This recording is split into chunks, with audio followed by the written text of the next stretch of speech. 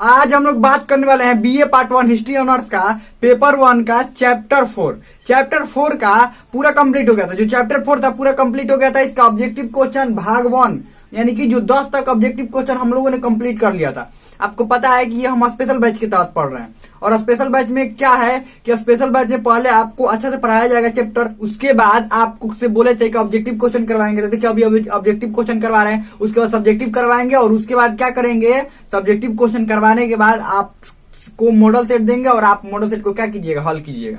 तो देखिए, और ये अगर वीडियो आपको हल्का सा साफ नहीं दिखाई दे रहा है, हल्का सा क्वालिटी अपने वीडियो को बढ़ा लीजिए, वीडियो क्वालिटी बढ़ा लीजिएगा तो अच्छा से और दिखाई देने लगेगा। हमें लगता है कि साफ तो दिखाई दे ही रहा होगा, अगर नहीं दे रहा है तो क्वालिटी बढ़ा लीजिए हल्का सा। देखिए बहुत सारे जो बच्चे हैं उनको स्किप कर करके वीडियो देखने की आदत होती है कि स्किप करके आगे बढ़े मतलब और भगा कर आगे देखे आगे क्या है। तो समझिए एक बात, आप हिस्ट्री ऑनर्स पढ़ रहे हैं तो हिस्ट्री को गहराई से पढ़िए, हिस्ट्री को अच्छा से पढ़िए। और अगर आप आगे करके देखेंगे तो उतना अच्छा से आपको समझ में नहीं आएगा, और नहीं आएगा तो मान लीजिए अगर किसी को आपको पढ़ाना होगा या बताना पड़ जाए हिस्ट्री, तो सामने वाले को लगना चाहिए ना कि हिस्ट्री ऑनर्स पढ़ा है मतलब कुछ जानता है। अब ये सामने वाले को ना लगे अच्छा कुछ जानता ही नहीं, बस ऐसे ही हिस्ट्री ऑनर्स ले लिया था। सामने वाले को ये ना लगे, सामने वाले को हाँ हिस्ट्री ऑनर्स पढ़ा है तो बहुत कुछ हिस्ट्री के बारे में क्या करता है, जानता है। और तो वो कैसे होगा, इसको आप अच्छा से देखिएगा, अच्छा से समझिएगा। तो चलिए 10 तक हम लोग का क्वेश्चन हो गया था, हम लोग का 11 नंबर ऑफ क्वेश्चन। तो देखिए 11 नंबर क्वेश्चन आपको क्या दिखाई दे रहा है कि 11 नंबर क्वेश्चन है कि सूत्का गेंडोर किस नदी के किनारे है। जो सूत्का गेंडोर है वो किस नदी के किनारे है। और ऑप्शन देखिए, ऑप्शन क्या है, ए है डास्क नदी, बी है भादर नदी, सी है सिंधु नदी और डी है रावी नदी। ये चारों ऑप्शन हो गए। अब बताइए इसमें से किस नदी के किनारे है। तो देखिए पहले सूत्का गेंडोर के बारे में हम आपको क्या बताते, कुछ याद आ रहा है सूत्का गेंडोर के बारे में? हड़प्पा से कुछ नाम याद आ रहा है? सूत्का गेंडोर क्या था? देखिए समझिए एक बात, ये ऑब्जेक्टिव सिर्फ समझ लेना जरूरी नहीं है, इसके आंसर तो बहुत जगह मिल जाएगा। तो आंसर ही समझना जरूरी है, इसके आसपास को भी समझना जरूरी है। तो देखिए ये इसको समझिए, भारत का मैप बनाना तो आप लोग सीख गए होंगे ना, अगर नोट्स में ऐसे बना रहे होंगे हर रोज तो हमें लगता है कि बढ़िया से आप भी सीख गए होंगे ये अच्छा से बनाना। और ये यहाँ पर था सूत्का गेंडोर, क्या था सूत्का गेंडोर। और यहाँ पर बताइए तो क्या था, यहाँ वाला दैमाबाद, यहाँ वाला क्या था आलमगीरपुर, यहाँ वाला क्या था मांडा। तो ये हो गया पश्चिमी सीमा था, क्या था पश्चिमी सीमा था। ये पश्चिमी सीमा था, ये पूर्वी था और ये उत्तरी था और ये दक्षिणी था। तो याद आ रहा है यहाँ पर सूत्का गेंडोर था। ये सूत्का गेंडोर किस नदी के किनारे है, बताइए इसमें से किस नदी के किनारे है। आपको पता है कि यहाँ के जो अधिकतर स्थल है किसी न किसी नदी के किनारे मिले हैं, तो ये किस नदी के किनारे है। तो इसका आंसर हो जाएगा, इसका आंसर क्या हो जाएगा, दास्क नदी। ये किस नदी के किनारे है, दास्क नदी। ध्यान रखिएगा इसका आंसर क्या होगा, दास्क नदी।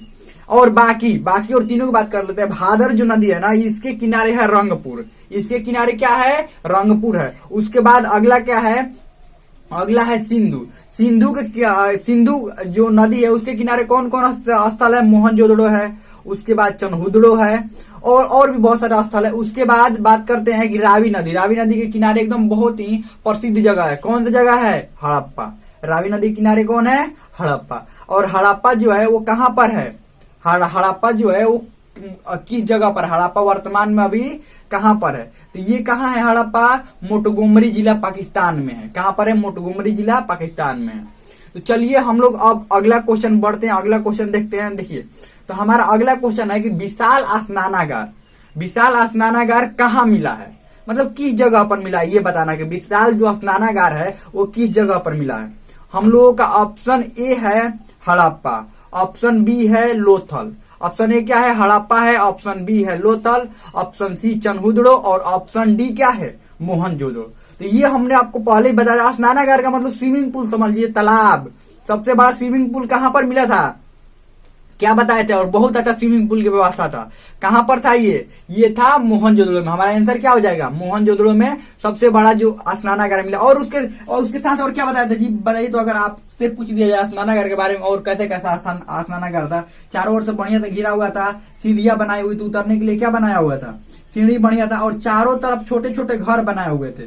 क्या बनाया हुआ था, छोटा छोटा घर, भीगा हुआ कपड़ा बदलने के लिए छोटा छोटा घर। इससे इस स्विमिंग पूल यानी कि जो स्नानागार था, इससे 2 नालियां निकलती थी। एक वो पानी भरने वाला नाली था और दूसरा जो था वो गंदा पानी निकालने वाला था। हमें लगता है समझ में आ गया होगा। चलिए हम लोग अब अगले क्वेश्चन की तरफ बढ़ते हैं। तो अगला क्वेश्चन है कि किस नगर में बड़े बंदरगाह का प्रमाण मिला हुआ है। क्वेश्चन क्या है कि किस नगर में बड़े बंदरगाह का प्रमाण मिला हुआ है। या आपसे ये वाला ऐसे भी क्वेश्चन पूछ दिया जाएगा कि हड़प्पा सभ्यता के किस नगर में बड़े बंदरगाह का प्रमाण मिला हुआ है। तो ऑप्शन क्या क्या है, ए मोहनजोदड़ो है, बी हड़प्पा है, सी लोथल है और डी क्या है, डी चनहुदड़ो है। तो ये कहां पर मिला हुआ है, बड़ा बंदरगाह का प्रमाण कहां पर मिला हुआ है। और बंदरगाह का दो और मतलब बताते हैं, बंदरगाह को और क्या क्या कहते हैं। एगो गोदीवाड़ा कहते हैं और एक पतन भी कहते हैं। तो गोदीवाड़ा हल्का सा अलग होता है इससे, लेकिन फिर भी बंदरगाह को ही कह देते हैं। तो ये कहां पर मिला हुआ था बताइए। तो ये मिला था लोथल में। तो इसका आंसर क्या हो जाएगा, लोथल। हमको मैप में बताइएगा लोथल कहां पर है। इसमें मैप में लोथल याद है कुछ आप लोगों को, यहाँ पर लोथल है, यहाँ पर क्या है, लोथल है, ध्यान रखिएगा।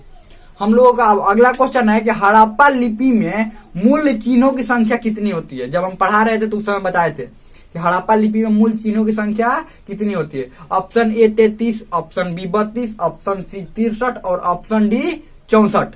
कितनी होती है बताइए। तो इसकी संख्या होती है 64 और ये इसका आंसर 64 हो जाएगा। और ये जो हड़प्पा सभ्यता की लिपि थी वो कैसी थी, वर्णात्मक लिपि थी। कैसी लिपि थी, ये भाव चित्रात्मक लिपि थी। चित्रों से दर्शाया जाता था, ध्यान रखिएगा। चित्रों से भी कोई भी संख्या क्या किया जाता था, कोई नाम कोई संख्या दर्शाया जाता था। और ये लिपि जो थी, जैसे हम लोगों की देवनागरी है ना, देवनागरी लिपि से हिंदी लिखते हैं ना, तो ये बायां से दायां लिखा जाता है। लेकिन वो जो लिपि थी सिंधु घाटी सभ्यता की जो लिपि है वो दाहिने से बायां लिखा जाता है। कहां से लिखा जाता है, दाहिना से बायां लिखा जाता है, ध्यान रखिएगा। उल्टा, इसके उल्टा लिखा जाता है, दाहिना से बायां। और अधिकतर कहां पर मिला, मुहरों पर मिला है, तांबे के गुटका पर मिला है और बहुत छोटे छोटे मिला हुआ है, इतना छोटा छोटा, इसीलिए उसको पढ़ा नहीं जा चुका है। और ये कैसे पढ़ना है ये अभी तक कुछ ज्यादा कुछ प्रमाण इसका नहीं मिल पाया।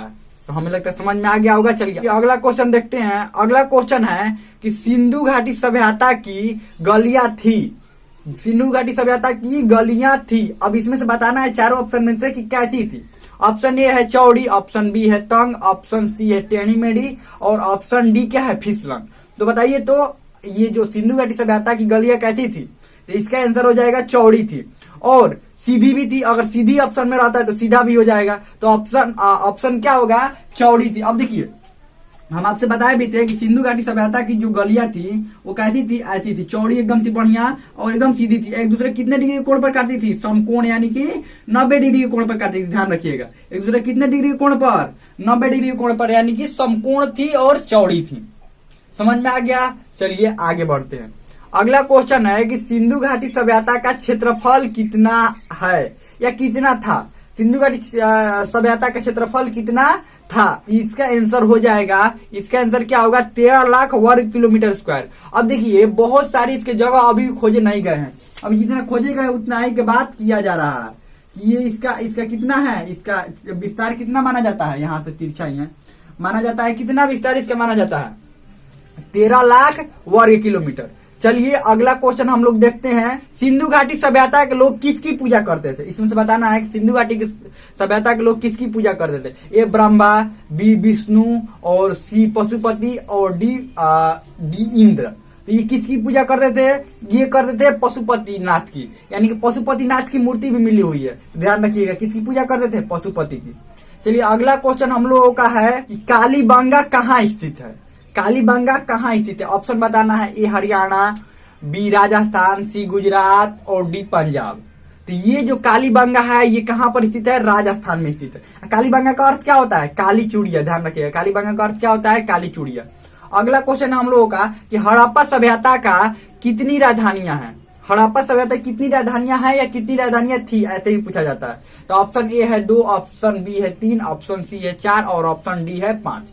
तो इसका आंसर हो जाएगा ऑप्शन जो ए है 2, ऑप्शन ए 2 होगा। इसका आंसर क्या होगा, 2। उसकी 2 राजधानी। अब कौन कौन कहेंगे राजधानी कहाँ है, तो माना जाता है ऐसे जुड़वा राजधानी माना जाता है। हड़प्पा और मोहनजोदड़ो को माना जाता है ना कि ये जो सिंधु घाटी सभ्यता है इसकी राजधानी थी ये दोनों। कौन कौन, हड़प्पा और मोहनजोदड़ो। इसमें बताइएगा हड़प्पा मोहनजोदड़ो कहाँ पर है, बता दीजिएगा इस मैप में कहाँ पर था।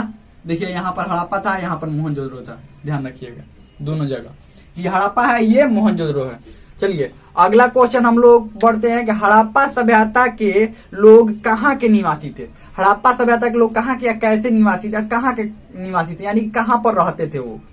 ए है शहरी, बी है ग्रामीण, सी है जनजातीय और डी है खानाबदोश। तो ये कैसे थे, शहरी लोग थे ना, आपका ये ग्रामीणों भी थे। तो ग्रामीण जो थे वो तो अलग खेती करते थे ना, वो हड़प्पा के नगर में कहाँ रहते थे, वो कहाँ रहते थे, हड़प्पा से बाहर रहते थे। तो ये मुख्य रूप से हड़प्पा वाले लोग कहाँ पर रहते थे, नगरों में। तो हमें लगता है समझ में आ गया होगा। आपको कोई भी डाउट हो, कोई भी क्वेश्चन हो तो कमेंट में पूछ सकते हैं, हमें लगता है समझ में आ गया होगा।